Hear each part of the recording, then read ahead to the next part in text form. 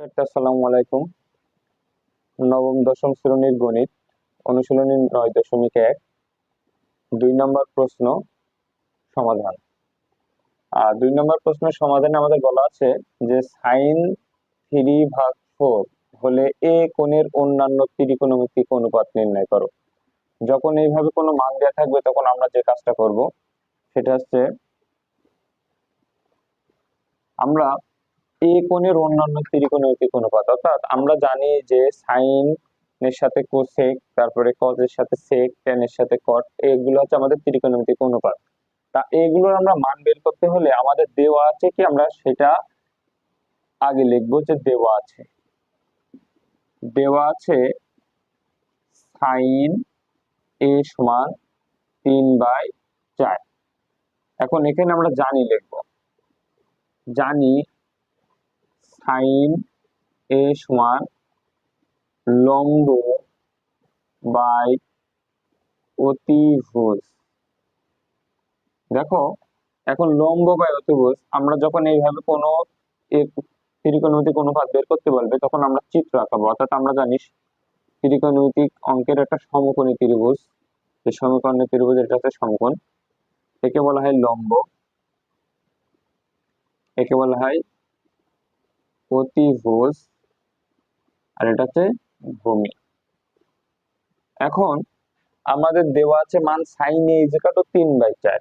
এখানে আমরা জানি সাইন এ সমান লম্ব বাই অতিভুজ। এখন যদি আমি চিন্তা করি লম্বের জায়গায় কত আছে, 3 আছে, তাহলে এখানে আমি যে 3 ধরি, আর অতিভুজ কত আছে 4। এখন এখানে চলে যাব, যে দেখবো যে লম্বের মান কত 3, তাহলে এখানে লম্ব এই জায়গাটায় আমাদের আবার 3 বসবে, তাই এখানে আমরা 3 বসালাম। এরপর অতিভুজ কত 4, তা অতিভুজের জায়গা কোনটা এটা, তাহলে এখন অতিভুজের জায়গায় আমরা কত বসালাম, 4 বসালাম। এখন আমাদের দুইটার মান পাইছি, যখন দুইটা বাহুর মান থাকবে আর একটা বাহুর মান বের করতে হবে তখন আমরা একটা সূত্র জানি, সেই সূত্র অনুযায়ী আমরা পাবো, সেটা হচ্ছে পিথাগোরাসের সূত্র। অর্থাৎ আমরা লিখবো পিথাগোরাসের সূত্র হতে পাই, গোরাসের সূত্র হতে পাই। তা পিথাগোরাসের সূত্র আমরা কি জানি, পিথাগোরাসের সূত্র জানি আমরা অতিভুজ স্কয়ার ইকুয়াল টু লম্ব স্কয়ার প্লাস ভূমি স্কয়ার। এটা আমি এ বি সি দ্বারা চিহ্নিত করলাম। এখন আমরা আগে বলেছি এখানে অতিভুজ কে ছিল, অতিভুজ ছিল 4, তাহলে ওইটার বাহুর দৈর্ঘ্য আমাদের এসি, তাই আমরা লিখবো এসি স্কয়ার। লম্ব বলতে এই বাহু যেটা আছে এ বি স্কয়ার, লিখলাম এ বি স্কয়ার। ভূমি বলতে কত, বিসি স্কয়ার, বিসি স্কয়ার। এখন দেখো এসির মান কত 4, তাই এখানে লিখলাম 4 এর স্কয়ার সমান সমান এবির মান কত 3, তাই লিখলাম 3 এর square plus BC square. BC তো মান নাই, তাই ওকে মান বের করতে হবে, ওকে আমরা রেখে দিলাম। এখন 4 এর স্কয়ার করলে হয় 16, 3 এর স্কয়ার করলে হয় 9 প্লাস বিসি স্কয়ারের জায়গায় বিসি স্কয়ার। এখন 16 জায়গায় 16, 9 যদি সমানের পাশে নিয়ে আসি তাহলে কি হয়ে যাবে, -9 হয়ে যাবে। এখানে থাকলো কত, বিসি স্কয়ার। এখন 16 থেকে 9 বাদ দিলে কত থাকে, 7 বিসি স্কয়ার। আমার তো বের করতে হবে বিসির মান, কিন্তু এখানে স্কয়ার দিচ্ছে, তাহলে স্কয়ার ওখানে রাখা যাবে না। স্কয়ার যদি আমি এ পাশে নিয়ে চলে আসি তাহলে রুট কার উপর হবে, এখানে ছিল সংখ্যা কত 7, 7 এর উপরে রুট, অর্থাৎ এখানে থাকলো কি তাহলে বিসি। তাহলে বিসির মান আমরা কত পেলাম, √7। এখন বলেছে আমাদের অন্যান্য ত্রিকোণমিতিক অনুপাত নির্ণয় করতে। আমরা সাইনের মান জানি, তাহলে আমরা সাইন যদি জানি, সাইন পেলাম কত 3/4। আমি তোমাদের এর আগের সূত্রের ক্লাসে দেখিয়েছি কার সাথে কার সম্পর্ক। আমরা জানি সাইনের সাথে কার সম্পর্ক, কোসেকের সম্পর্ক। তাহলে কোসেক, সাইনের সাথে কে চলে আসবে, কোসেক। তো যদি কোসেক হয় আমরা জানি কি কোসেক হবে তার উল্টোটা, অর্থাৎ 4/3।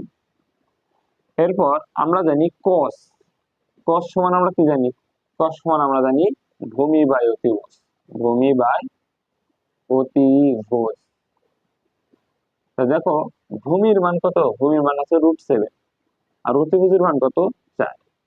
এখন আমরা এই কোসেকের সাথে কার সম্পর্ক, কোসেকের সাথে সম্পর্ক আছে সেক, তাহলে সেক হবে কি এর উল্টোটা, তাহলে সেক যদি এর উল্টোটা হয় তাহলে কত হবে 4/3। √7, অর্থাৎ সেকের সূত্রটা হচ্ছে অতিভুজ বাই ভূমি। এরপর tan tan থিটার সাথে যেহেতু এ দিয়েছে, আর একটা আছে cot, tan থিটার সাথে কার সম্পর্ক? cot। এখন tan সমান আমরা জানি কি, লম্ব বাই ভূমি। দেখো লম্বের মান কত আছে? লম্বের মান 3, ভূমির মান কত? √7। তাহলে cot কি হবে? cot হবে তার উল্টোটা, অর্থাৎ √7/। এই যে বলেছে যে এ কোণের অন্যান্য ত্রিকোণমিতিক অনুপাত নির্ণয় করো, এ কোণের অন্যান্য ত্রিকোণমিতিক অনুপাত হচ্ছে সাইন সমান 3/4, আর সাইন কোসেক, সাইনের সাথে কোসেকের সম্পর্ক, কোসেক হবে 4/3। কস এর সাথে কার সম্পর্ক? সেকের। তা কস আমরা জানি ভূমি বাই ত্রিভুজ, তাহলে √7/4, আর সেক হবে তার উল্টোটা, অর্থাৎ 4/√7। tan এর সাথে কার সম্পর্ক? কটের সম্পর্ক। তা tan আমরা জানি কি, লম্ব বাই ভূমি, তার লম্বের মান কত? 3, আর ভূমির মান হচ্ছে √7, তাহলে কট হবে তার উল্টোটা, √7/3। অবশ্যই ক্লাসটি বুঝতে পেরেছো। আশা করি এইভাবে যদি তোমরা ক্লাসগুলো করতে থাকো, তাহলে অবশ্যই ত্রিকোণমিতি থেকে তোমরা সহজে অ্যান্সার করতে পারবে, আর ত্রিকোণমিতি অধ্যায় তোমাদের কাছে খুব সহজ মনে হবে।